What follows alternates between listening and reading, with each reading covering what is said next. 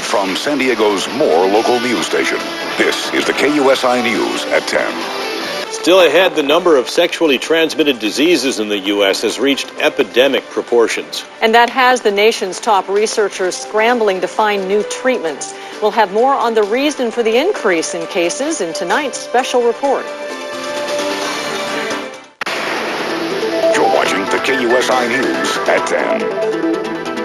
Millions of dollars have been devoted to slowing the growth of AIDS, but federal health experts say other STDs are growing at a frightening rate. In tonight's special report, KUSI's Sasha Fu looks what's behind the new wave of sexually transmitted diseases. Some college students say they know about STDs. Like herpes, syphilis, gonorrhea, chlamydia. While others claim they know next to nothing. Do you know anything about that? No. But sexually transmitted diseases, or STDs for short, should be no mystery under wraps. Not when they're infecting so many young adults, according to federal researchers, more than ever before.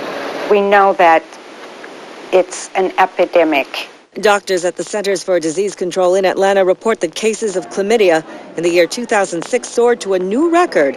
For the first time, more than 1 million cases were reported. The financial impacts of it are huge. The CDC report that just came out said it was $14.7 billion that we spend annually on STDs. That's a huge amount. Women and men under the age of 25 are at greatest risk for chlamydia. About 3/4 of the women infected with the bacteria show no symptoms.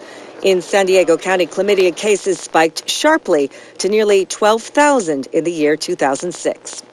I think most people are very shocked. Monica Sprague is the director of medical services at Planned Parenthood. She says without treatment, chlamydia can lead to permanent damage, sterility in men, and infertility in women. 30% of the time you can have symptoms, but 70% you can walk around and you can completely not know you're carrying the disease. So you can see how easy it would be to spread it. Another infection that spreads with sexual intercourse is gonorrhea, also on the rise. In San Diego County, infections actually declined from 2002 to 2003, but in a notable reversal, cases have been increasing steadily over the last 3 years.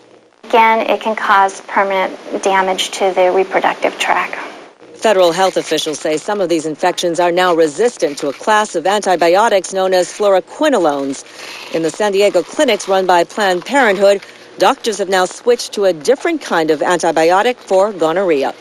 We have 6 major antibiotic categories, and so one of those categories, gonorrhea does not respond to.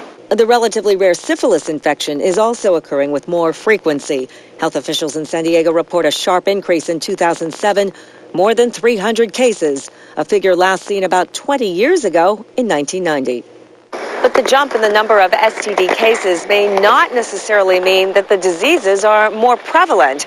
Some public health experts suggest the numbers may simply reflect more intensive screening and testing.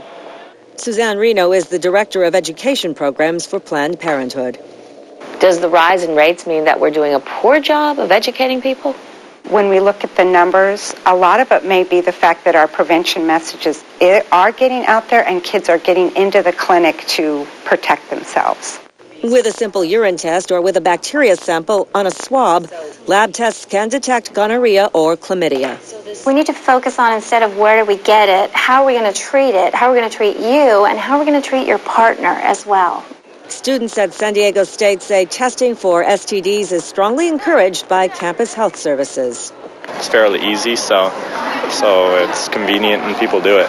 Like, I'd get regularly tested. I don't know why you wouldn't. It's not, it takes a few minutes to do. To stop STDs from spreading, educator Suzanne Reno says the focus must be on prevention. Using a condom is still the most effective barrier to infection.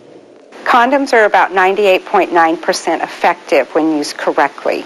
And again, that comes back to communication with your partner. And just because you're monogamous, they think that they are immune to contracting a sexually transmitted disease. So that's not the case. If your sexual partner has ever had a sexual partner, and if that sexual partner has ever had a sexual partner, then basically you are sleeping with all the sexual partners your sexual partner has ever slept with. Although some say abstinence works best, I made that decision at the age of 19 when I was in college. others say they'd rather play. The goal is what? The goal is to make sure that you're safe. And to stay healthy for life. By playing, it's safe. In San Diego, Sasha Fu, KUSI News. Planned Parenthood and the County of San Diego operates clinics for free or low-cost STD testing. All services are confidential, and for more information, you can log on to our website at KUSI.com.